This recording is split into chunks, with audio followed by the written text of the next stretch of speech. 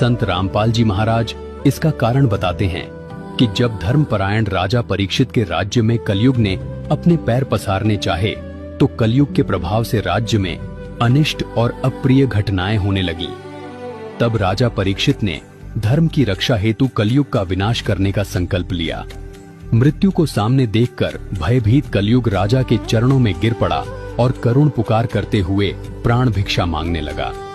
राजा परीक्षित अत्यंत दयालु थे।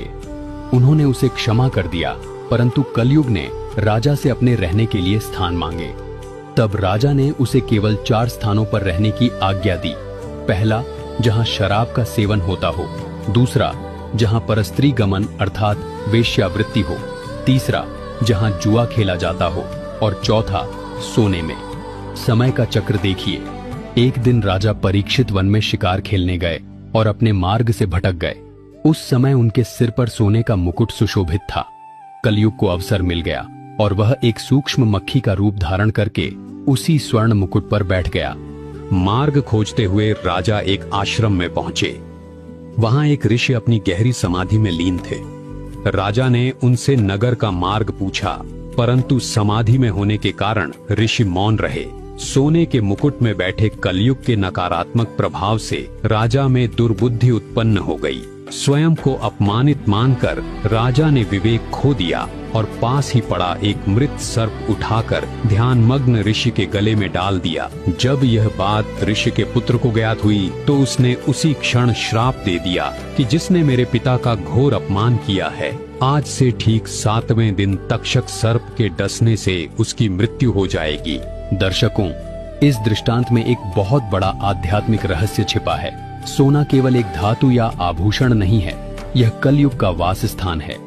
जिसके शरीर पर या घर में सोने का वास होता है, वहां कलयुग अपनी नकारात्मक ऊर्जा, क्लेश और दुर्बुद्धि लेकर अवश्य प्रवेश करता है। यही हमारी मानसिक परेशानियों और पारमार्थिक पतन का कारण बनता है।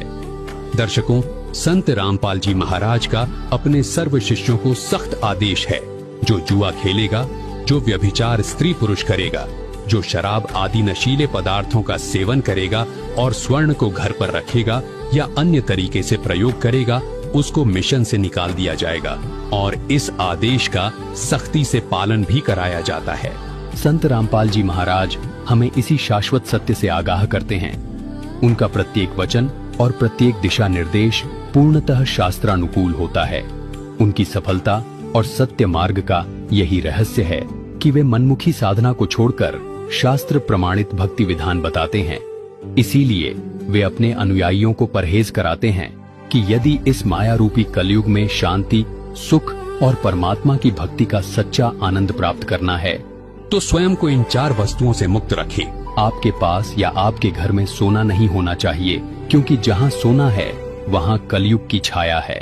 इसी प्रकार जहां शराब पीते हैं, जुआ खेलते हैं और व्यभिचार करते हैं, वहां पर भी कलयुग का प्रभाव रहता है, जो परेशानियों का महाकारण है। इसलिए संत रामपाल जी महाराज जी के भक्त न सोना पहनते हैं, न घर में संग्रह करते हैं, न ही शराब पीते हैं, न ही नशीली पदार्थों का सेवन करते हैं, न ही व्यभिचार करते हैं, न ही जुआ खेलते हैं।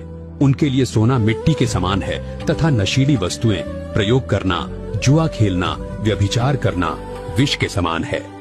जब किसी समाज की सोच बदल जाती है और वह भौतिक आडंबर से ऊपर उठ जाता है, तो स्वाभाविक है कि उस वस्तु का आकर्षण और मूल्य दोनों गिरते हैं।